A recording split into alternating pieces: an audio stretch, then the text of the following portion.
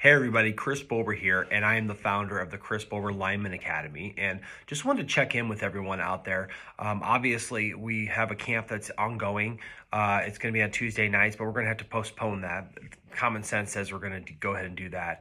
But I wanted to share kind of my experience about how the sporting world can get turned upside down and how to kind of get through it and to make yourself better during the process too.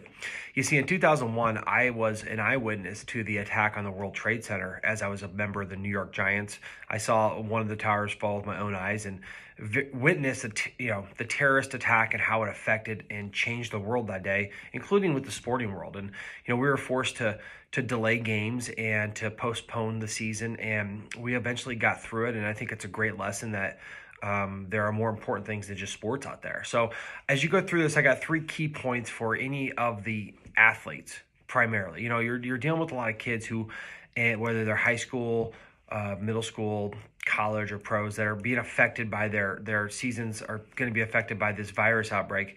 And the first thing I'll say is they're shutting down most sports, so take that time to get some rest.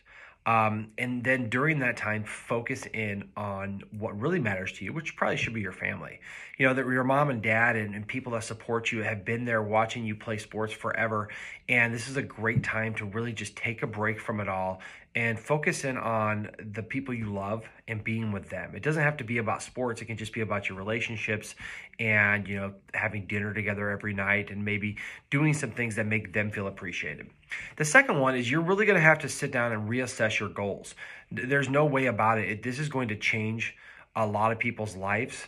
I know that young kids, either college or high school, are going to be affected by the opportunities they may or may not have because of this virus outbreak. You either will or won't have a season that you're really relying on getting some exposure or some development, or it's going to affect how you train. And there's tons of things that are going to be affected. So sit down and try to lay out a roadmap to where you want to go, and then you can take steps to kind of get there.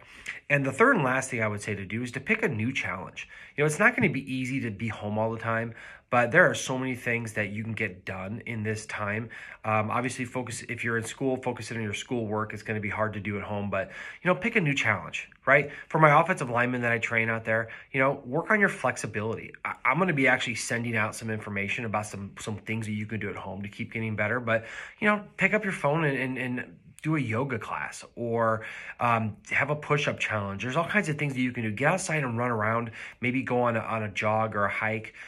Just change it up a little bit, but challenge yourself to get better every day. That way, when you do get back into the real world, whether it's sports or school or whatever it's going to be, you're going to be better off for that. So I hope you can take this time and see it for what it is, which is truly a blessing.